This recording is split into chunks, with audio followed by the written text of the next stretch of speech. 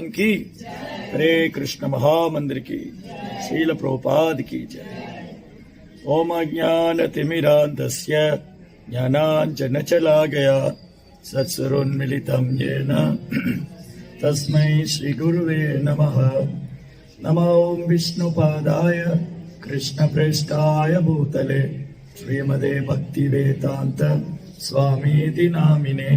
नमस्ते सारस्वती देवे गौरवाणी प्रचारिणे निर्विशेष शून्यवादी आशातदेशतारिणे। जय श्री कृष्ण चैतन्य नित्यानंद द्वैत गदाधर सदि गौर भक्त वृंद। हरे कृष्ण कृष्ण हरे हरे हरे राम राम हरे। विदरसि दिक्सुरनेति कपति कमनीयं दशमुखमौलिबलिं रमणीयं केशवतीर्था रामशरीरा। जय जगदीश हरे जय जगदीश हरे जय जगदीश हरे। हरे कृष्णा। பக்தெல்லாருக்கும் இனிமையான காலை வணக்கம். இன்னைக்கு ரொம்ப பாக்கியம் பண்ணியிருக்கோம். நம்முடைய தக்ஷிண யாத்திரை தொடங்குது. அதுவும் இந்த நவராத்திரி டைம்ல ரொம்ப ஆஸ்பீஷியஸ் டே. நவராத்திரி ரொம்ப மங்களமான நாள். ஸோ இந்த சுப நாளில் நம்ம யாத்திரை தொடங்கியிருக்கோம். இந்த யாத்திரை முழுவதுமே தக்ஷின் பாரதத்தில் ரொம்ப முக்கியமான ஸ்தலங்கள் காஞ்சிபுரம், சோளிங்கர், திருப்புட்குழி, இந்த மாதிரி திவ்ய தேசங்களில் பகவான் நித்தியமாக இருக்கார். அப்போ நம்ம அங்கே போகும்போது பகவானை நல்லபடியாக பிரார்த்தனை பண்ணுறோம். எப்போவுமே நம்ம வெஹிக்கிள் விட்டு இறங்கினோடனே, வண்டியை விட்டு இறங்கினோடனே கீர்த்தன் பாடுறோம். கீர்த்தன் பார்ட்டி முன்னாடி போவாங்க, அவங்க பின்னாடி எல்லாருமே கீர்த்தன் பாடின்னு போவோம். அதுக்கப்புறம் அங்கே போய் அந்த ஸ்தல புராணம், அப்புறம் பகவானை தரிசனம் பண்ணுறோம். அப்போ நமக்கு என்ன ஆகும்னா, இதெல்லாம் கேட்டுண்டு அப்படியே அந்த பக்தி மனப்பான்மையோடு போவோம். அங்கே போய் கீர்த்தன் பாடினது, கேட்டது, பகவானை தரிசனம் பண்ணது, இந்த கான்சியஸ்னஸ் வந்து நம்ம திரும்ப எடுத்துகிட்டு போகணும். யாத்திரா வர்றதோட முக்கிய நோக்கமே கிருஷ்ண உணர்வுல முன்னேற்றம் அடையும். பகவான் மேல நம்ம மனதை வந்து நிலைநிறுத்ததான். ஆக்சுவலி பாத்தீங்கன்னா நமக்கு ஹரிநாமமே போதும். ஹரே கிருஷ்ணா கிருஷ்ண கிருஷ்ண ஹரே ஹரே ஹரே ராம ராம ராம ஹரே ஹரே. சாண்டிங்கே போதும் நமக்கு. நம்ம பகவான்கிட்ட திரும்ப போறதுக்கு, நம்ம மனதை ஒளியிலப்படுத்துறதுக்கு, மனதை தூய்மை அடைகிறதுக்கு, பக்தியில முன்னேற்றம் அடைகிறதுக்கு. ஆனா நம்ம அந்த அளவுக்கு மைண்டை வந்து பகவான் மேல கான்சன்ட்ரேட் பண்ண முடியாதனால நமக்கு வந்து இதெல்லாம் ஒரு என்கரேஜ்மெண்ட், நல்ல உற்சாகம் கிடைக்கும். இந்த புனித ஸ்தலங்களை போய் ஸ்தல புராணம் கேட்கறது, பகவானை தரிசனம் பண்றது, பக்தருடைய சங்கம் கிடைக்குது, பக்தர்களுக்கு சேவை பண்ற பாக்கியம் கிடைக்குது. அப்புறம் அந்த இடத்துல போய் அந்த ஸ்தல புராணத்துல அங்க இருக்கிற பக்தர்களுக்கும் பகவானுக்குள்ள அன்பு பரிமாற்றத்தை கேட்கும் போது இன்னும் நமக்கு பகவான் மேல அன்பு அதிகரிக்கும். இன்னும் பக்தியில வைராக்கியமாகும், இன்னும் பக்தியில முன்னேற்றம். அதனால யாத்ரா வந்து நம்முடைய ஸ்பிரிச்சுவல் ப்ராக்ரஸ்க்காக, ஆன்மீக முன்னேற்றத்திற்காக. நல்ல ஹோல் யாத்திரையில வந்து இல்லை சான் பண்ணணும், எக்ஸ்ட்ரா ரவுண்ட் சான் பண்ணலாம். நம்ம வீட்டில் இருந்தோம்னு வச்சுக்கோங்களேன், சரி எனக்கு வேலை இருந்தது, வீட்டு வேலை, பசங்களை ஸ்கூலுக்கு அனுப்பணும், வேலைக்கு போகணும், பிஸ்னஸ் பண்ணணும், இந்த மாதிரி ஏதோ காரணம் சொல்லிட்டு கொஞ்சமாக ஜெயிப்போம். யாத்திரா வந்துட்டா நமக்கு வேற வேலை இல்லை. சாண்டிங், டான்சிங், பிரசாதம், ஹியரிங். கதை கேட்குறோம், ப்ரேயர் பண்ணுறோம், சான் பண்ணுறோம், டான்ஸ் பண்ணுறோம், பிரசாதம் சாப்பிட்றோம். ஸோ இந்த 4-5 days வந்து இப்படியே ஃபுல்லாக நம்ம கிருஷ்ண கான்சியஸ்ல இருந்து அந்த பக்தி பாவம், பக்தி மனப்பான்மை, அந்த பக்தி பாவம், பக்தி மனப்பான்மை வந்து பகவானுடைய தெய்வீகமான லீலைகளை கேட்பதாலும், அந்த தெய்வீகமான ரூபத்தை தரிசனம் பண்றதாலும், பகவானுக்கும் பக்தனுக்குள்ள அன்பு பரிமாற்றத்தை கேட்கும்போது நமக்கு இன்னும் அந்த பக்தி பாவம் அதிகரிக்கும். பக்தியில நமக்கு பாவம் வேணும் இல்லையா, ரியலைசேஷன் வேணும், அனுபவம் வேணும், பாவம் வேணும், அதை அனுபவிக்கணும். கிருஷ்ணரை வந்து நம்ம அனுபவிக்கணும். அப்போ பக்தர்கள் எந்த அளவுக்கு பகவானுக்கு டெடிகேட்டடா இருந்திருக்காங்க, எந்த அளவுக்கு தன்னை அர்ப்பணிச்சு சேவை பண்ணியிருக்காங்க. அப்பேற்பட்ட ஒரு ஸ்தலம் தான் இது வந்து திருப்புட்குழி. இந்த இடத்துக்கு பேர் வந்து திருப்புட்குழி. திருப்புட்குழின்னு சொன்னா, புட் அப்படின்னு சொன்னா கழுகு குறிக்கும், பருந்து. பருந்துக்கு இறுதி சடங்கு பண்ண இடம். பருந்துக்கு அதாவது ஜடாயு. இந்த ஸ்தலம் வந்து ஜடாயோடு சம்பந்தப்பட்டது, பகவான் ஸ்ரீராமரோடு சம்பந்தப்பட்டது. பகவான் ஸ்ரீராமர் ஜடாயுக்கு இறுதி சடங்கு பண்ண ஸ்தலம். இங்க இருக்கிற தீர்த்தம் இருக்கு இல்லையா, வந்தோடனே எல்லாம் தண்ணி மேல தெளிச்சுடுமே, அந்த தீர்த்தத்துக்கு வந்து ஜடாயு தீர்த்தம் பேர். ஜடாயுக்கு பகவான் அந்திம கிரியா பண்ணார். பாருங்க, பகவான் எவ்வளவு கருணை வாய்ந்தவரா இருந்தா தன் பக்தனுக்கு அந்திம கிரியா பண்றாரு. இத்தனைக்கு ஜடாயு வந்து ஒரு பருந்து வடிவில் இருந்தார், மனித ரூபத்துல கூட இல்லை. ஸோ ஜடாயு வந்து ராமாயணத்துல ரொம்ப முக்கியமான கதாபாத்திரத்தில் ஒருத்தர். ராமாயணத்துல நிறைய பக்தர்கள் இருக்காங்க. லக்ஷ்மணன், பரதன், சீதாதேவி, ஹனுமான், விபீஷணன், இந்த மாதிரி ஒரு குறிப்பிட்ட பக்தர்கள் வந்து பகவான் மேல அளவுகடந்த அன்பு பக்தி வச்சிருந்தாங்க. இப்போ இந்த பக்தியில யாருடைய பக்தி உயர்ந்ததுன்னு எப்படி சொல்ல முடியும்? சீதையோட லக்ஷ்மணுடைய பக்தி உயர்ந்ததா, லக்ஷ்மணுடைய பக்தியோட ஜடாயோட பக்தி உயர்ந்ததா, ஜடாயோட விபீஷனுடைய பக்தி உயர்ந்ததா, இல்ல பரதனுடைய பக்தி உயர்ந்ததா? நம்ம எடை போடவே முடியாது. ஏன்னா ஒருத்தருக்கு ஒருத்தர் மிஞ்சி பகவானுக்கு சேவை பண்ணுவாங்க, தன் வாழ்க்கையை அர்ப்பணிச்சு. நீங்க ஹோல் ராமாயணத்துல பாத்தீங்கன்னா ஒவ்வொரு பக்தரும் அப்படி மிஞ்சி சேவை செய்வாங்க. பரதன் ஒரு பக்கம், ராமர் இல்லைன்னா திரும்பி நான் அயோத்தியா போக மாட்டேங்கிற. சீதா தேவி பிரபுவோட தான் அயோத்தியா வேண்டானுக்கு, பிரபு எங்க போறாரோ அதான் அயோத்தியா. லக்ஷ்மணன் என்ன சொன்னாரு, லக்ஷ்மணன் காட்டுக்கு போகணும்னு வரம் கிடையாது, இந்த ராமர் கூட நிழல் போல லக்ஷ்மணன் போறாரு. விபீஷன் ராட்சசன், அவர் தன் வாழ்க்கையை பகவானுக்கு அர்ப்பணம் பண்ணி வர்றார், சரணாகதின்னு வர்றார். பிரபுவே எனக்கு சரணாதி கொடுக்கணும். அது மாதிரி ஹனுமான் தன்னலமற்ற சுயநலமற்ற ஒரு சேவை, எந்த ஒரு எதிர்பார்ப்பு இல்லை அந்த சேவையில. அந்யாபிலாஷிதா சூன்யம் ஞான கர்மானாபிருதம் அனுகூலேன கிருஷ்ணா அனுசீலனம் பக்தி உத்தமம். ஸோ ஜடாயுடைய பக்தியிலும் சரி, ஹோல் ராமாயணத்துல அயோத்தியாவாசிகள், ஹனுமான், ஜடாயு, விபீஷணன், இவங்க பக்தி பூரா எந்த உள்நோக்கம் கிடையாது, எந்த ஒரு எதிர்பார்ப்பும் கிடையாது. அந்த பக்தி கலப்படமற்றது. நம்ம பக்தியில இருக்கு இல்லையா, அதுல கொஞ்சம் கலப்படம் இருக்கும். என்ன கலப்படம் இருக்கு? என் பசங்க நல்லா படிக்கணும், நல்ல மார்க் வாங்கிடணும், என் பிரபு நல்லா இருக்கணும், என் மாதாஜி நல்லா இருக்கணும், எனக்கு அது கிடைச்சிடணும், இது கிடைச்சி, ஏதோ ஒரு எதிர்பார்ப்பு இருக்கு. அப்படி இல்லைன்னா கூட எனக்கு கஷ்டத்திலிருந்து விடுபடணும், நான் பௌதிகத்திலிருந்து விடுபடணும், ஏதோ ஒரு பெயர். பட் இந்த ராமாயணத்தில் உள்ள பக்தர்கள் பிரார்த்தனையும் அவங்க சேவைகளையும் பார்த்தா அதுல எந்த உள்நோக்கம் கிடையாது, எந்த ஒரு எதிர்பார்ப்பும் கிடையாது. வெறுமனே பிரபுவை சந்தோஷப்படுத்தணும், பகவானை திருப்தி செய்யணும். அதுதான் உத்தமமான பக்தி, கலங்கம் இல்லாத பக்தி, பியூர் டிவோஷன். இப்ப ஜடாயு வந்து தசரதருடைய நண்பன். ராமருடைய அப்பா இருக்கார் இல்லையா, ராஜீவலோச்சனன், ரகுகுல திலகன், ஸ்ரீராமருடைய தந்தை தசரத். தசரதரும் ஜடாயும் வந்து சின்ன வயசுல சிநேகிதர்கள். அப்ப ஜடாயுக்கு ரொம்ப வயசுன்னு பாத்துக்கோங்க. தசரதருக்கு சிநேகிதன்னா ரொம்ப வயதானவர். ராமாயணத்துல வந்து ராமருடைய லீலையில் வரும்போது ஜடாயுக்கு வயது எடுத்து, ஏன்னா தசரதருடைய நண்பர். தசரதோட ஜடாயும் ரொம்ப நண்பர்களா பழகுவாங்க. அப்ப என்ன தெரியுதுன்னா, ஒரு வைஷ்ணவர். இப்ப இந்த ரெண்டு விஷயம் நம்ம நல்லா நோட் பண்ணோம். இந்த லீலையில நீங்க ஒரு பாயிண்ட் நோட் பண்ணிக்கிங்க. நான் ஒரு பாயிண்ட சொல்லிட்டு வரேன், பாருங்க எவ்வளவு பாயிண்ட்ஸ் இருக்குங்க. ஃபர்ஸ்ட் வந்து ஜடாயுக்கு வந்து, நான் வந்து ஒரு ராஜா, ஜடாயு வந்து தசரத் வந்து ஒரு ராஜா, இந்த பூகோளத்துக்கே தலைவர். அயோத்தியா வந்து வேர்ல்ட் கேபிட்டல். திரேத்த யுகத்துல அயோத்தியா உலகத்தின் தலைநகரம். அந்த தலைநகரம், இந்த பூமியை ஆண்டவர் தசரதர். அப்ப தசரதர் வந்து எனக்கு நண்பனுக்கு என்ன தகுதி இருக்கணும்னா, என்ன மாதிரி ஒரு ராஜாவா இருக்கும்னு நினைக்கல. சோ ஃபர்ஸ்ட் பாயிண்ட் என்னன்னா, தசரதர் யாரு நண்பரா எடுத்துட்டாரு? ஜடாயு நண்பரா எடுத்து. ஜடாயு ஒரு பருந்து. அப்போ ஒரு வைஷ்ணவர் வந்து உடலால பேதம் பார்க்கறது இல்ல. ஓ, இவர் உயர்ந்தவர், தாழ்ந்தவர், இவர் கூட எப்படி நட்பு வச்சுக்கிறது. தசரதர் ஸ்டேட்டஸ் பார்க்கல. தசரதர் என்ன பண்ணல? ஸ்டேட்டஸ் பார்க்கல. ஓ, நான் வந்து ராஜாவா இருக்கேன், எனக்கு நிகரான ஒரு ஆள் தான் எனக்கு நண்பனா இருக்கணும் அப்படின்னு நினைக்கல. அது நீங்க மகாபாரதத்துல பாத்தீங்கன்னா துருபத ராஜா சொல்வார் துரோணர் பார்த்து, நீ ஒரு ஏழை பிராமணன், நீ எனக்கு எப்படி நண்பனா இருக்க முடியும்? அப்ப அங்க நட்பு வந்து உண்மை இல்லை இல்லையா?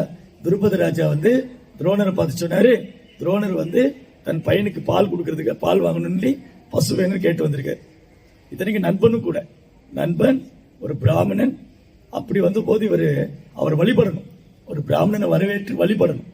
அதுதான் கிருஷ்ணர் பண்ணார். சுதாமா வந்து நண்பன், பால்ய சிநேகிதன்.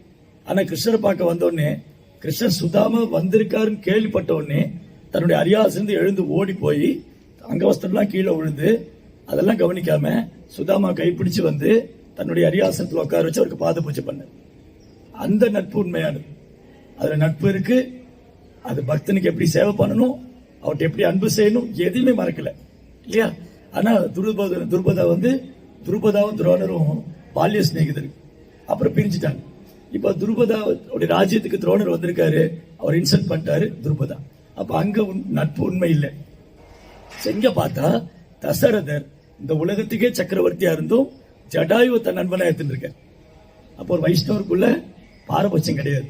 ஒரு வைஷ்ணவர் பாரபட்சம் பாக்குறது இல்ல, ஏற்றத்தாழ்வு பாக்குறது இல்ல, உயர்வு தாழ்வு பாக்குறது இல்ல. நட்புன்னு வந்துட்டா எல்லாரையும் நண்பனா எடுத்துக்கிறேன். ராஜா அப்படின்னு சொன்னா எல்லாம் அவங்க பிரஜைகள் தான். அப்ப ஜடாயு தசரதன் நண்பனா எடுத்துட்டு போது தசரதன் நண்பனா எடுத்துட்டார். அப்போ ஜடாயு தசரதன் ஜடாயுக்கு வாக்கு கொடுக்கிறார். என்ன வாக்கு கொடுக்கிறாருன்னா, எனக்கு ஒரு மகன் இருப்பான், அந்த மகன் என்னுடைய அந்திம கிரியை பண்ணுவான், அவனே உனக்கும் செய்வான். ஏன்னா நீ என்னிலிருந்து வேறானவன் அல்ல. ஓ நண்பா ஜடாயு, நீயும் நானும் வேற வேற இல்லை. ஸோ நட்புன்னு வந்ததுக்கு அப்புறம் நண்பர்கள் எப்படி நெருக்கமாயிருவாங்க, ஈருடல் ஒரு உயிர். இந்த நட்பு உண்மையான நட்புல எப்படி இருக்குன்னா, அவனுக்குள்ள எந்த விதமான ஒளிவு மாதிரி இருக்காது, வேறுபாடு இருக்காது. அன்பு தான் பிரதானமா இருக்கும். அன்பு, பாசம். அப்போ ஜடாயுட்ட தசரதர் சொன்னாரு, எனக்கு நெருக்கமான நண்பன் என் மகன் ராமன், உனக்கும் மகன் தான். எனக்கு எப்படி அந்திம கிரியை செய்வானோ அது மாதிரி உனக்கும் செய்வான் அப்படின்னு அன்னைக்கு ஜடாயு அன்னைக்கு தசரதர் ஜடாயுக்கு வாக்கு கொடுத்தார். அதுக்கப்புறம் தசரதர் மறைச்சிட்டார் இல்லையா. ராமர் பிரிஞ்ச உடனே ராமனுடைய பிரிவு தாங்காம தசரதர் மறைச்சிட்டார். அப்புறம் உங்களுக்கு எல்லாம் அந்த கதை தெரியும். ராமர் வனவாசம் வரும்போது சீதையை பிரிஞ்சு போய் சீதையை தேடிட்டு வர்றாரு. வனவாசங்கிறது ஹோல் பாரத். ராமாயணம்னா ராமன் சென்ற பாதை. அயோத்தியிலிருந்து ஆரம்பிச்சு சித்திரகூடம், பஞ்சவடி, கிஷ்கிந்தா, இப்படி ஹோல் இந்தியா ஒரு டிராவல் பண்ணியிருக்காரு ராமன். ஸோ அப்போ இந்த ஜடாயு, அப்புறம் இன்னொரு விஷயம் என்னன்னா, ராமாயணம் செட்டனன். ராமாயணம் நித்தியமானது. ராமர் நித்தியமானவர், ராம பக்தர்களும் நித்தியமானவங்க, ராமாயணம் நித்தியமானது. ஒரு யுகத்திலையும் ஒரு கல்பத்திலையும் நடக்குது. இப்போ இந்த ஸ்தல புராணம் என்ன சொல்லுது, இங்கதான் ஜடாயுக்கு மோட்சம் கிடைச்சது. நீங்க கும்பகோணம் பக்கம் போனா அங்க ஒரு இருக்கு, கபிஸ்தலம்னு ஒரு கஷேத்திரம் இருக்கு. அங்க ஜடாயுக்கு மோட்சம் கிடைச்சது. இல்ல அது கஜேந்திர மோட்சம். ஆதனூர்னு ஒரு கோயில், ஆதனூர் கும்பகோணம் பக்கம், அங்க ஜடாயுக்கு மோட்சம் கிடைச்சது. இந்த மாதிரி 2-3 இடத்துல ஒரே லீலை, ஒரு திவ்ய தேசங்கள்ல ஒரு சில இடங்கள்ல ஒரே இடத்துல இந்த லீலை திரும்ப வரும். அப்ப என்ன அர்த்தம்னா, வேறு வேறு கல்பத்துல பகவான் லீலை செஞ்சிருக்கார். வேறு வேறு கல்பத்துல வேறு வேறு யுகத்துல. அப்ப பகவான் லீலை நித்திய லீலா. பகவான் லீலை நித்தியமா நடந்துட்டே இருக்கு. இப்பவும் வேற ஏதாவது கிரகத்துல ராம் லீலை நடந்துட்டு இருக்கும், கிருஷ்ண லீலை நடந்துட்டு இருக்கும், கௌரங்க லீலை நடந்துட்டு இருக்கும். ஏன்னா கோடிக்கணக்கான பிரம்மாண்டங்கள் இருக்கு. கோடிக்கணக்கான பிரம்மாண்டங்கள்ல ஜீவாத்மா சுத்தின்னு இருக்கான்.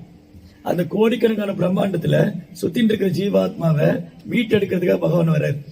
அப்போ பகவான் ஒரு லீலை நித்தியமா பண்ணிட்டு இருக்காரு. இப்போ ராம் லீலா, கிருஷ்ண லீலா, கௌரி லீலா, வராக லீலா, நரசிங்க லீலா, டிஃப்ரெண்ட் பிளானட்ல வேறு வேறு கிரகத்துல நித்தியமா நடந்துட்டு இருக்கு. அப்போ இந்த கஷேத்திரம், அதாவது என்ன சொல்லுவாங்க அப்படின்னா, கஷேத்திரம், மகாஷேத்திரம், திவ்ய கஷேத்திரம், தாமம் 4 இருக்கு. ஒன்று கஷேத்திரம், மகாஷேத்திரம், திவ்ய கஷேத்திரம், தாமம். கஷேத்திரம்னு சொன்னா நம்ம எல்லாம் சேர்ந்து ஒரு கோயில் கட்டினா அந்த கஷேத்திரம். கோயில் சொல்றோம் இல்லையா, நம்ம எல்லாரும் சேர்ந்து, மனிதர்கள்லாம் சேர்ந்து கட்டினது கஷேத்திரம். திவ்ய கஷேத்திரம் அப்படின்னா தேவர்கள்லாம் சேர்ந்து பண்றது. தேவர்கள்லாம் சேர்ந்து பிரதிஷ்டை பண்றது. குருவாயூர் நம்ம தேவர்களே பிரதிஷ்டை பண்ணி பகவானை வழிபடுறது திவ்ய கஷேத்திரம். அப்புறம் மகாஷேத்திரம் அப்படின்னு சொன்னா பகவான் சாய்பு மூர்த்தியா இருப்பார். பகவான் சுயமா பிரத்யட்சமாவார். தாமம்னா அது பகவான் வேறானதில்ல, அவருக்கு நித்தியமா வாசம் பண்றது தாமம். ஜெகநாத் பூரி, ஸ்ரீதா மாயாப்பூர், பிருந்தாவன் எல்லாம் தாமம். அயோத்தியா தாமத்துல பகவான் நித்தியமா வாசம் பண்றார். அப்போ 108 வைணவ கஷேத்திரங்கள், 108 வைணவ கஷேத்திரங்கள் ஆழ்வார்கள், ஆச்சாரியர்கள் போய் பகவானை புகழ்ந்து பாடிய கஷேத்திரங்கள். அங்க பகவான் சுயமா பிரத்யட்சமாய் அங்க தரிசனம் கொடுத்துட்டு இருப்பார். ஆச்சாரியர் போய் அவர் புகழ் பாடுவார். அப்போ பகவான் சென்று வழிபட்டு பகவான் சுயமா தோன்றியிருக்கிற ஸ்தலம், ஆச்சாரியர்களால் பாடப்பட்ட ஸ்தலம் திவ்ய தேசம். அதுல 108 திவ்ய தேசம். அதுல 2 பூமியில கிடையாது. ஸ்ரீ வைஷ்ணவ சம்பிரதாயத்துல 108 திவ்ய தேசத்துல 2 பூமியில கிடையாது. ஒண்ணு வந்து ஸ்ரீ வைகுந்தம், இன்னொன்னு பார்க்கடல். மீதி 106 பூமியில இருக்கு. ஹோல் இந்தியா, பாரதம் முழுவதும் இருக்கு. அதுல ஒண்ணுதான் இந்த திருப்புட்குழி, ஜடாவுக்கு மோட்சம் கொடுத்த ஸ்தலம். அப்போ ஒரு நாள் உங்களுக்கு அந்த கதை தெரியும் இல்லையா? ஒரு அழகான மான், இந்த ராவணன் என்ன சொன்னா, இது ஸ்டோரி இப்படி பின்னாடி போனா ரொம்ப ட்ரேஸ் பண்ணி போன ரொம்ப நல்லா இருக்கும். ஒரு நாள் சூர்பனகா வந்து அப்படியே ஆகாச மார்க்கமா வந்துட்டு இருந்தா. அவ வந்து ராம் லட்சுமணன் பார்த்தா தண்டகாரண்ய வனத்துல. ராம் லட்சுமணன் பார்த்தோன்னா அப்புறம் அழகா, ராம் வந்து ரொம்ப அழகு. ராமனுடைய உடம்பு வந்து தோல்ல இருக்கு இல்லையா, அப்படி பறந்து விரிந்திருக்கு. அப்படி பச்சை மலை போல் மேன், அப்படி பச்சை நிறத்துல தோல் ராம இருக்கு. கண்கள் தாமரை இதழ் போல, அப்படி ஆஜானு பாகனா இருக்காரு.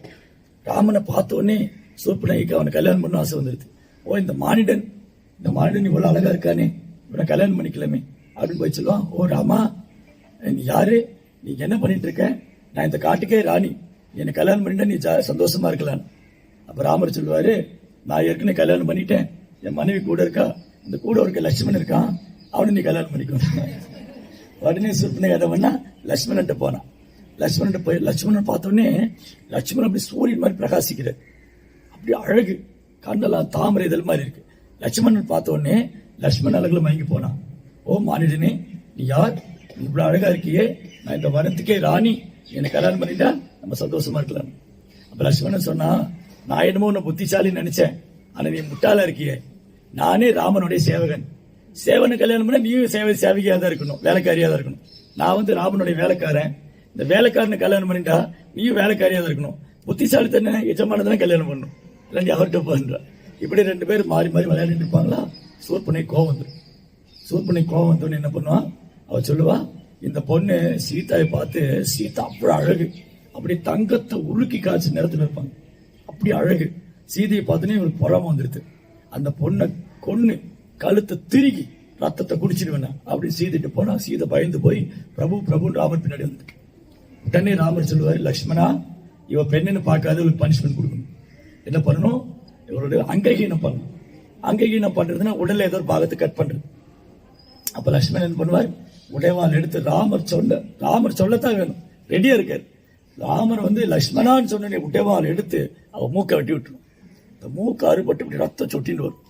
அவன் அலறி ஓடுவான். இந்த காடு பூரா அலறி ஓடி அவ போய் கரந்தூஷன் போனான்.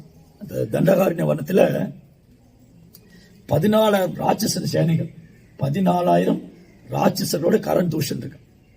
இந்த கரதூஷன் போய், இந்த மாதிரி 2 மாநிலங்கள் என்ன பண்ணிட்டாங்க, இந்த மாதிரி என்ன அவமானப்படுத்திட்டாங்க, என்ன அசிங்கப்படுத்திட்டாங்க, நீங்க எல்லாம் ராட்சசர்களா, நீங்க வந்து மானம் இல்லையா அவங்களுக்கு அப்படின்னு அவங்களுக்கு கோவப்படுத்தி, அவங்க பெரும் படைகளோட குதிரையில எடுத்துட்டு, கோவேரி கழுதையில எடுத்துட்டு பெரும் படைகளோட வந்து ராமருக்கு ஒரு பயங்கர யுத்தம். கடைசியில இந்த 14,000 ராட்சசரையும் ராமர் கொன்று குவிச்சிடுவார். அதுல ஒரு ராட்சசன் தப்பிச்சு ஓடிடுவான். ஓடி போய் லங்கையில போய் ராமன்கிட்ட சொல்லுவான், அந்த தண்டகாரண்ய வனத்துல 2 மானிடர்கள் உங்க சகோதரனை கொண்டுட்டாங்க, உங்க தங்கையை மூக்க அறுத்துட்டாங்க. ராவணன் கேட்டு அப்போ ஒன்னும் அவனுக்கு கோவம் வரல. அவனுக்கு கோவம் வந்தது, அதை சீரியஸா எடுத்துக்கல. சூர்பனகை என்ன பண்ணா, ஓடி வருவான். சூர்பனகா ஓடி வந்தா, சூர்பனகையோட கணவர் இருக்கான் இல்லையா, ராவணனுக்கு என்ன ஆகணும், மைத்துனன் ஆகணும் இல்லையா. அவன் ஒரு யுத்தத்துல தெரியாம தங்க வீட்டுக்காரே கொண்டுடுவான். அப்புறம் வந்து சாரி சொல்லுவான், தெரியாம அவனை கொண்டுட்டு தெரியாம கொண்டுட்டேன்னு சாரி சொல்லுவான் இல்லையா. நம்ம தப்பு பண்ணிட்டு தெரியாம பண்ணிட்டு படிச்சுக்கோன்னு சொல்லுவோம் இல்லையா. அந்த மாதிரி தங்க வீட்டுக்காரே கொண்டுடுவான். சூர்பனகைக்கு பயங்கர கோபம் ராவணன் மேல. சான்ஸ் வந்துருது, என்ன பண்ணா போய் சீதையோட அழகை வர்ணிக்கிறான். என்ன ராவணனுக்கு வந்து காமமே தலைக்கேறணும், எந்த பொண்ணு அழகா இருந்தாலும் தூக்கின்னு போயிடுவான். அப்போ சீதையோட அழகை வர்ணிக்கிறா. ஓ ராவணா, அந்த தண்டகாரண்ய வனத்துல ஒரு அழகான பொண்ணு, அவ தங்க பதுமை, கண் இப்படி இருந்தது, அவர் கூந்தல் அப்படி இருந்தது, அவ இடை இப்படி இருந்தது. அவனுக்கு கேட்டுன்னு அவனுக்கு இந்த மாதிரி ஒரு பொண்ணா, போய் மாநிலன் கூட இருக்கா, நீ போய் உனக்கு தான் பொருத்தமான நீ போய் தூக்கின்னு வந்து. உடனே ராவணன் வருவான். வந்து மாரிச்சென்ட்ட வருவான். மாரிச்சென்ட்ட வந்து ராவணன் என்ன சொல்லுவான், நீ ஒரு மாயமானா மாறி போய் நீ ஒரு மாயமானா மாறி ராமன் இந்த பக்கம் கூட்டின்னு வந்துரு, நான் சீதையை தூக்கின்னு போறேன். அப்ப மாரிச்சன் சொல்லுவான், வேண்டாம் ராவணா, யாரோ உனக்கு தப்பான ஐடியா கொடுத்திருக்காங்க, உன் குலமே அழிஞ்சு போயிடும். ராமன் ஒரு சாதாரண ஆள் இல்ல, ஒரு மகா புருஷன். அது மட்டும் இல்ல, ராமனுக்கு உனக்கு ஒரு பிரச்சனை இல்லையே. ராமர் தான் லங்கையில வந்து அரியாசத்துல வந்தாரா, உன்கிட்ட சண்டை போட ஒண்ணும் இல்ல. அவர் மனைவியோட இருக்கா, நீ ஓ மனைவி, உனக்கு மண்டோதரி இருக்கா, நிறைய மனைவி இருக்கா. நீ போய் ஹாப்பியா இரு, நீ போய் சந்தோஷமா இரு. அதனால சீதை வேண்டாம், ராமர் பக்கம் போகாத, ராமருக்கு உனக்கு ஒரு பிரச்சனை இல்ல, பேசாம போயிடு அனுப்பிச்சு வச்சிட்டான். இவனும் திரும்ப வந்துட்டான். திரும்ப வந்தவன் திரும்பி சூர்பனகா வந்து அது சீதையோட அழகை வர்ணிக்கும் போது அவனுக்கு மனசு மாறிடும். இந்த முறை உறுதியா சீதையை கடத்தி அவனு வருவான். வந்து மாறிச்சுன்னு சொல்லுவான், நான் வந்து சீதையை தூக்கிட்டு நீ வந்து ராமர் அந்த பக்கம் கூட்டிட்டு போ, நான் சீதையை தூக்கிட்டு வருவேன். நீ மாயமான மாறணும், நீ ஒரு மாயமான மாறி அந்த மான் மாதிரி நீ துள்ளி துள்ளி குதிச்சு ராமனை தேடி வருவாரு, நான் சீதையை தூக்கிட்டு போயிடும். திரும்பி மாறிச்சுன்னு சொல்லுவான், வேண்டாம் ராவணா, எனக்கு ராமர்கிட்ட நல்ல அனுபவம் இருக்கு. ஒரு தடவை இந்த மாரீச்சன் சுபாகு 2 பேரும் தாடைக்கு வர பசங்க. ஒரே அம்புல சுபாகு இறந்து போயிடுவான், அடுத்த அம்புல மாரீச்சன் சமுத்திரம் கறந்து போய் விழுந்தான். ராமனுடைய மகிமை பத்தி சொல்றான். இந்த அசுரனுக்கு யாரையாவது போல்தான் பிடிக்காது. அசுரனை பொறுத்த வரைக்கும் எப்ப அவனை போடணும். ஓ உங்களை மாதிரி யாரும் இல்ல, நீங்க அப்படிங்க, நீங்க இப்படிங்க, நீங்க வீர தீர சூரங்க அப்படின்னு அசுரங்க அவங்கள போடுறத விரும்புவாங்க. அசுர மனப்பான்மை என்னன்னா நம்மளை நாமளே புகழ்ந்துக்கிறது. இது நமக்குள்ள நேச்சர். இது ஓ என்ன மாதிரி பெங்களூர்ல யாரும் கிடையாது, என்ன மாதிரி கோயில் யாரும் சர்வீஸ் பண்ண மாட்டா, நான் இல்லைன்னா சர்வீஸே நடக்காது. இது ஆசிரியம் பாவம் இல்லையா? அசுரங்க பொதுவாக என்ன நினைப்பாங்க, அவங்க தன்னைத்தானே புகழ்ந்துக்குவாங்க. முதல்ல என்ன பண்ணுவாங்க அசுரங்க, மற்றவங்க நம்மளை புகழணும்னு நினைப்பாங்க. அது ஆசிரியம் பாவம். அசுர மனப்பான்மை என்னன்னா மற்றவங்கள என்ன புகழணும்.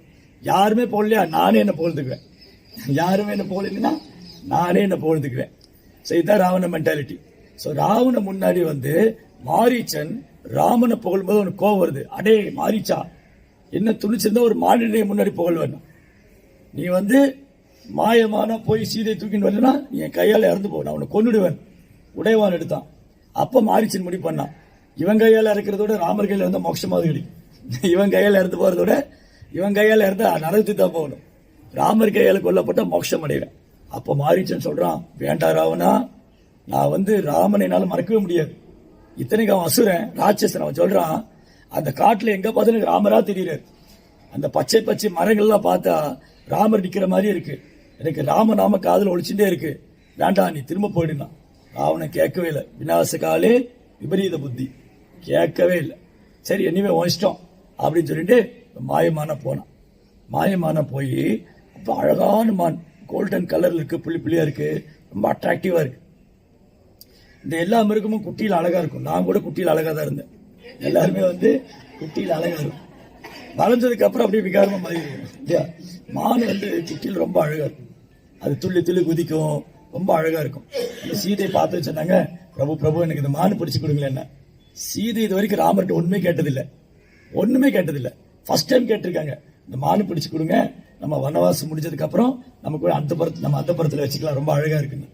லக்ஷ்மணன் உடனே சொல்றா, வேண்டாம் ராமா போவாதீங்க, அது மாயமானு, அது மான் இல்ல, அது மாரீச்ச, நம்மளை ஏமாத்துதான் சூழ்ச்சி பண்ணி வந்திருக்கான்.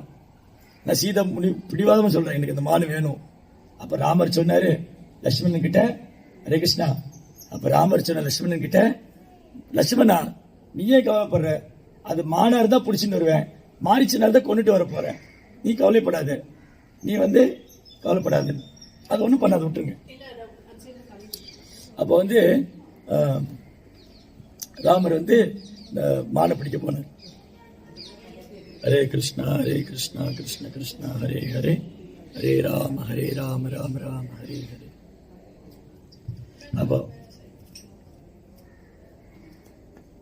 ஹரே கிருஷ்ணா கிருஷ்ண கிருஷ்ணா ஹரே ஹரே, ஹரே ராம ராம ராம ஹரே ஹரே. ஓகே. சோ அப்போ ராமர் சொன்னாரு, லட்சுமணா நீ பயந்துக்காத, அது மாறிச்சுன்னா தான் கொண்டுட்டு வர போறேன், மானா இருந்தா பிடிச்சுன்னு வர போறேன், ஆனா நான் வர வரைக்கும் நீ சீதை கூட இருக்கணும், எங்கேயும் போடக்கூடாதுன்னு ராமர் மானை பிடிக்க போனார். இந்த மான் துள்ளி துள்ளி குதிச்சது, இங்க ஓடிச்சு அங்க ஓடிச்சு. ராமர் வெளில எடுத்துட்டு பின்னாடியே போனார். திடீர்னு தோன்றும், திடீர்னு மறையும். அப்ப ராமர் முடிவு பண்றது மாறிச்சன் தான். உடனே அம்பு வில்ல ரெடியா வச்சிருந்தாரு. அந்த மாரிச்சன் தோன்றும் போது விட்டுடணும். கரெக்டா அந்த மாரிச்சன் மான் தோன்றும் போது அம்பு விட்டாரு. ராமர் அம்பு விட்ட உடனே அது சக்குன்னு குதிச்சு. மாரிச்சன் இதயத்துல குத்தின உடனே மாரிச்சு எப்படி கத்துனா, ஓ சீதா ஓ லக்ஷ்மண், ராமனுடைய வாய்ஸ்ல ஓ சீதா ஓ லக்ஷ்மண் அப்படி கத்துட்டு உடல விட்டான். அந்த சீதைக்கு ஒரே பதட்டம், சிச்சோ பகவானுக்கு ராமனுக்கு இன்னும் ஆயிடுச்சு, ராமனுக்கு இன்னும் ஆயிடுச்சு. லக்ஷ்மணன் சிரிச்சுட்டே சொல்றாரு, சீதா மாதா அது ராமர் இல்ல, அது மாறிச்ச, நம்மளை ஏமாத்துறா. சீதாவுக்கு கோவம், இல்ல லட்சுமணா நீ போ நீ போ நீ போ அப்படின்னு, நீ போய் ராமர் பாரு, ஏதோ ஆபத்து ராமருக்கு. இல்ல சீதா மாதா, ராமருக்கு யாரும் ஆபத்து பண்ண முடியாதுன்னு. சீதை வந்து கடைசியில் என்ன சொல்லிடுவா, ஒரு கோபமான வார்த்தை சொல்லிடுவா, கொடூரமான வார்த்தை. என்ன சொல்லிடுவா லட்சுமணனை பார்த்து, ஓ நீ ராமன் போயிட்டானே என்ன அனுபவிக்கலன்னு நினைக்கிறேன் நீ, அதான் திட்டம். அப்படி லட்சுமணன் கண்ணில ரத்தமே கண்ணீரோ. சீதா மாதன் எப்படி சொல்லிட்டாரு. அப்புறம் சொல்லுவாரு, எனிவே நீங்க சொல்லிட்டீங்க நான் போறேன், நான் வரும்போது நீங்க இருப்பீங்களான்னு தெரியாதுன்னு கிளம்பிடுவேன். ஸோ இதான் அவசரத்தில் முடிவெடுக்க கூடாது. ரெண்டாவது பாயிண்ட் வந்து அவசரத்தில் எந்த முடிவு எடுக்கக்கூடாது, நிதானமா முடிவெடுக்கணும். அப்புறம் கோபத்தில் எடுக்கிற முடிவு வந்து சரியானதா இருக்காது. கோபத்தில் முடிவெடுக்கக்கூடாது, சந்தோஷத்தில் வாக்கு கொடுக்கக்கூடாது. என்ன பண்ணக்கூடாது, கோபத்தில் முடிவெடுக்கக்கூடாது, சந்தோஷமா இருக்க வாக்கு கொடுக்கக்கூடாது. ரெண்டுமே பண்ண முடியாம போயிடும். கோபத்தில் முடிவெடுத்தா தப்பாயிரும், சந்தோஷத்துல வாக்கு கொடுத்தா நம்முடைய தகுதிக்கு மேல வாக்கு கொடுத்துரும், நிறைவேற்ற முடியாது. இல்லையா, தசரதர் வாக்கு கொடுத்தாரு கைகைக்கு, நீ என்ன வேணும் வரம் கேளுத்தாரு, என்ன கைகை கேட்டா ராமன் காட்டுக்கு போகணும். ஒரு தடவை சந்தோஷத்துல சொல்லிட்டு, ஸோ அதனால அந்த ராவணன் வந்து சீதையை தூக்கின்னு போறான். ராவணன் மாறு வேடத்துல வந்து சீதா விட்ட பிக்ஷைக்கு வந்தான். சீதா தேவி குழந்தையில இருந்து வைஷ்ணவருக்கு பிராமணனுக்கு சேவை பண்ணோம். நான் அப்பா வந்து ஒரு பெரிய மகாஜன், ஜனக மகாராஜ், ஜனகனுடைய புதல்வி இல்லையா, எவ்வளவு பணிவு, அடக்கம், சேவை மனப்பான்மை, அடியவர்களுக்கு எப்படி சேவை பண்ணணும், அவங்க எப்படி மதிக்கணும், அன்பு செய்யணும். சீதை வந்து பக்தியின் சுரூபம். சீதை இல்லைன்னா ராமாயணமே கிடையாது. அப்போ சீதாதேவி வந்து இருங்களுக்கு கொஞ்சம் பழங்கள்லாம் எடுத்துன்னு வரேன்னு போனோம். அப்போ ராவணத்தின் சுயரூபத்துக்கு வந்தான். ஓ பெண்ணே, நீ எவ்வளவு அழகா இருக்க, நான் தான் லங்கேஸ்வரன், நீ என்னோட வந்துரு, லங்கையில நீ ராணியா இருக்கலாம். போய் அற்ப மாநிலம் கூட குடும்பம் நடத்திட்டு இருக்க, ஒரு மாநிலவன் அற்ப ஜீவன், அவன் கூட குடும்பம் நடத்திட்டு இருக்கேன். சீதாதேவி கோவம் வந்துருத்து, யாராவனாலும் இருந்துக்கோ, ஆனா என் பிரபு பத்தி எதுவும் சொல்லாத, இங்கிருந்து போயிட்டு உனக்கு ஆபத்து, என் பிரபு பத்தி உனக்கு தெரியாது, மரியாதை போடு. என்ன சொல்லி கேட்காம சீதையை பிடிச்சு புஷ்பமானத்துல போட்டு தூக்கிட்டு போறான். சீதா அழுறாங்க, ஓ லக்ஷ்மண் ஓ ராம் ஓ லக்ஷ்மண் கத்திட்டு போறாங்க. ஜடாயு ஒரு மரத்து மேல உட்கார்ந்து இருந்தார். ஜடாயு வந்து ஒரு மரத்து மேல உட்கார்ந்துட்டு இருக்காரு. ஜடாயுக்கு ரொம்ப வயசாயிடுச்சு, ஏன்னா தசரதோடைய நண்பன் இல்லையா. ஆனாலும் சீதாதேவி அழறத பார்த்துட்டு ஜடாயு பறந்து போனார். பறந்து போய் ராவணனுக்கு சேலஞ்ச் பண்ணார், ஏய் ராட்சசா, மரியாதை இந்த பொண்ணை விட்டுடு, இல்லாண்டி நீ துர்மரணம் அடைவ, என் கையால கொல்லப்படுவேன்னா. ஓ நீ ஒரு பருந்து எனக்கு சவால் விடுறியான்னு ராவணன் தன் உடைவாள் எடுத்துட்டு ஜடாயுக்கு ராவணனுக்கு பயங்கர யுத்தம் நடந்தது. ஜடாயு வந்து தன் அழகால கொத்துவார் ராவணனை. ஒரு கை கொத்துனா இன்னொரு கை முளைச்சிடும், ஒரு தலையை கொத்துனா இன்னொரு தலை முளைச்சிடும். இப்படி சண்டை போட்டு போட்டு ஜடாயு எப்படி கொத்துனாலும் ராவணனுக்கு தலை முளைச்சிடும், கை முளைச்சிடும். ராவணன் பார்த்தான், என்னடா அது, இந்த பருந்து ஒரு சாதாரண பருந்தா இருக்கும்போது இப்படி சண்டை போட்டு இருக்கு. ராவணனுக்கு ஈக்குவலா சண்டை போட்டு, ராவணன் அதீத பலசாலியும் ராட்சசன். ஒரு கட்டத்துக்கு மேல ஜடாயு ரொம்ப சோர்ந்து போயிடுது, வயசாயிடுச்சு இல்லையா, ரொம்ப சோர்ந்து போயிடுது. சீதாதேவி சொல்றாங்க, ஜடாயு போ போ போங்க, இங்கிருந்து போங்க, உன்னை கொண்டுடுவான், இந்த ராட்சசன் உங்களை கொண்டுடுவான், நீங்க போயிடுங்க, போய் பிரபுட்ட போய் சொல்லுங்க போங்க. இல்ல சீதா மாதா, எப்படி நான் விட்டுட்டு போவேன், இந்த நிலைமையில எப்படி நான் உன்னை விட்டுட்டு போவேன், உங்களை விட்டுட்டு போக முடியாது, என் உயிரே போனாலும் சரி நான் உங்களை காப்பாற்ற விட மாட்டேன். ஜடாயு வந்து தன் கடைசி மூச்சு வரைக்கும் போறான்னு, கடைசி மூச்சு வரைக்கும் உடம்புல வலுவலா இழந்து கடைசி மூச்சு வரைக்கும் போறான்னாரு. ரொம்ப தளர்ந்து போனோடனே அந்த ராவணன் தன் உடைவாள் எடுத்து ஜடாயு ரெக்கை வெட்டணும். 2 ரெக்கை வெட்டினோடனே அப்படி ரத்தம் சொட்ட சொட்ட ஜடாயு மேல இருந்து ராமா ராமான்னு சொல்லி கீழே விழுந்த, அப்படி ரத்தம் சொட்ட சொட்ட அப்படி துடிச்சுக்கிட்டு இருக்காரு, ராமா ராமான்னு. சீதா வந்து ஜடாயு ஜடாயுன்னு அழுறாங்க. இப்படி ஒரு பக்தனை எழுந்துட்டோமே, தன் வாழ்க்கையை அர்ப்பணித்த, பகவானை சேவைக்காக தன் வாழ்க்கையை அர்ப்பணித்த இப்படி ஒரு பக்தனை எழுந்துட்டுமே சீதாதேவி அழறாங்க. ஜடாயை பார்க்க பார்க்க ஒரு கண்ணு முன்னாடியே சீதை ராவணன் தூக்கின்னு போனான். ராமர் வந்தவர் லட்சுமணன் ஒரே சத்தம், லட்சுமணா நீ பண்ணிருக்க கூடாது, ஏன் வந்த, ஏன்னா ராமர் வந்துட்டு இருக்கும்போது எழுத்துக்காம லட்சுமணன், ராமர் வந்துட்டு இருக்கும் போது எழுத்துமா லட்சுமணன் வர்றாரு. ராமனுக்கு ஆச்சரியமா எடுத்து, இன்னும் லட்சுமணன் இங்க வரான், நான் சீதை கூட இருக்க சொன்னேன். போய் பார்த்தாங்க சீதை காணோம். ராமர் அழுது புழம்பி காடு புறம் திடீர். அப்படி தேடி தேடி வரும்போது ஜடாயு வந்து அப்படி உயிருக்கு போராடி குத்துயிர் குலையுமா ராமா ராமா ராமான்னு சாண்டி பண்ணிட்டு ஜடாய் எடுத்து மடியில போட்டு ராமர் அழற. ஜடாய் சொன்னாரு, ராமா கடைசி வரைக்கும் முயற்சி பண்ண முடியல, என் கண்ணு முடியாது அசுரம் தூக்கின்னு போயிட்டான்னு சொல்லிட்டு அப்படியே ராமரை பாதையை பார்த்துட்டு ராமருடைய தாமரை பார்த்துட்டு அப்படியே ராமா ராமான்னு சொல்லி ராமர் மடியிலே உயிர் விட்டார். ராமருடைய மடியிலேயே விடுது. யாருக்கு அந்த பாக்கியம் கிடைக்கும்? பகவானை தரிசனம் பண்ணிட்டு அவரை பார்த்துட்டு அவருடைய தாமரை திருப்பாதத்துல அவர் மடியிலேயே உடலை விடக்கூடிய பாக்கியம் ஜடாய்க்கு கிடைச்சு. ஜடாய்க்கு அந்த பாக்கியம் கிடைச்சது. அதுக்கப்புறம் ஜடாய்க்கு வந்து ராமர் இறுதி சடங்கு பண்ணார். இந்த தீர்த்தத்துல வந்து எள்ளு தண்ணி வச்சு பிண்டதானம் பண்ணி அந்திம கிரியா பண்ணி ஜடாயை வந்து பகவானுடைய ஆக்சுவலி ஜடாயு பகவானுடைய உலகத்துக்கு தான் போயிருக்காரு. ஆனா அவர் வந்து அப்பாவுடைய ஸ்தானம் கொடுத்திருக்காரு.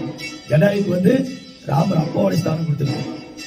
சரி, இப்போ இந்த ராவணனுக்கும் ஜடாய்க்கும் நடந்த யுத்தத்துல யார் ஜெயிச்சா? ராவணனுக்கும் ஜடாய்க்கும் சண்டை நடந்ததுல யார் ஜெயிச்சா? எப்படி? ராவணன் தானே ஜெயிச்சான். ராவணன் ஜெயிச்சானு ஜடாயு ஜெயிச்சாரு. உலக ரீதியா வெளிப்புற ரீதியா பார்த்தா ராவணன் ஜெயிச்சிட்டான். எக்ஸ்டர்னலா பார்த்தா ராவணன் ஜடாயு கொண்டு அவன் சீதை தூக்கி போனான். But internally Jatayu sacrifice life for Sriram and victorious. அவர் பகவானை உலகத்துக்கு போனார். ஜடாயு உண்மையில இந்த யுத்தத்தில் ஜெயிச்சிட்டார். எப்படி ஜெயிச்சாரு? ஆத்ம நிவேதனம். ஆத்ம நிவேதனம். தன்னுடைய வாழ்க்கையை பகவானை சேவைக்காக அர்ப்பணம் பண்ணி பகவானை சேவைக்காக இந்த உடலை விட்டு அவரு ஆத்மீய உலகத்துக்கு போனார். அப்ப உண்மையில ஜடாயு ஜெயிச்சிட்டார். பக்தியில ஜெயிச்சிட்டார், சேவையில ஜெயிச்சிட்டார், சரணாகதியில ஜெயிச்சிட்டாரு, ஆத்ம நிவேதனத்தை ஜெயிச்சிட்டாரு. இப்ப ஜடாயு தான் ஜெயிச்சிருக்காரு. ராவணன் பேரளவு சீர்திருத்தம் போன அவ்வளவுதான். அதனால நம்ம ஜடாயுட்ட பிரார்த்தனை பண்ணணும். என்ன பிரார்த்தனை பண்ணணும்? ஓ ஜடாயு, எனக்கும் பகவான் மேல அன்பு வரணும். உங்களை மாதிரி நீங்க எப்படி தன்னலம் இல்லாம சுயநலம் இல்லாம வாழ்க்கையை அர்ப்பணித்து பகவானுக்கு சேவை பண்ணீங்களோ அந்த மாதிரி எனக்கு சேவை மனப்பான்மை வரணும். நான் உங்களை மாதிரி சரணாகதி பண்ணிருக்கணும். நான் உங்களை மாதிரி தூய பக்தி பண்ணணும். எனக்கும் பகவான் நாமத்தில் ருச்சி கொடுங்க. எனக்கும் பகவானுக்கு சேவனாவே இருக்கணும்னு பிரார்த்தனை பண்ணு. ஹரே கிருஷ்ணா. ஜெய ஜெய ஸ்ரீராமச்சந்திர பிரபுக்கு. ராமருக்கு வந்து விஜய ராகவ பெருமாள். ராகவன்னா ராமன், விஜய ராகவன். எப்போதுமே வெற்றி தான் இருக்கு, தோல்வியே கிடையாது. விஜயராக பெருமாள் கஷேத்திரத்துல இருக்கோம். ரொம்ப அழகான ஸ்தலம். திரும்பி போய் பகவான்கிட்ட பிரார்த்தனை பண்ணிட்டு ஆஃபரிங் நடக்குது. நம்ம ஒரு 2 நிமிஷம் வெயிட் பண்ணலாம். பகவான் தரிசனம் ஆர்த்தி நடக்கும். தரிசனம் பண்ணிட்டு பகவானுடைய கருணை இருந்தா பிரசாதம் கிடைக்கும். கிடைச்சா சந்தோஷமா வாங்கிக்குவோம். இல்லாட்டி அவர் தரிசனம் பண்ணிட்டு கருணையா போயிடும். ஹரே கிருஷ்ணா. ஜெய் ஸ்ரீ பிரபுபாத் கி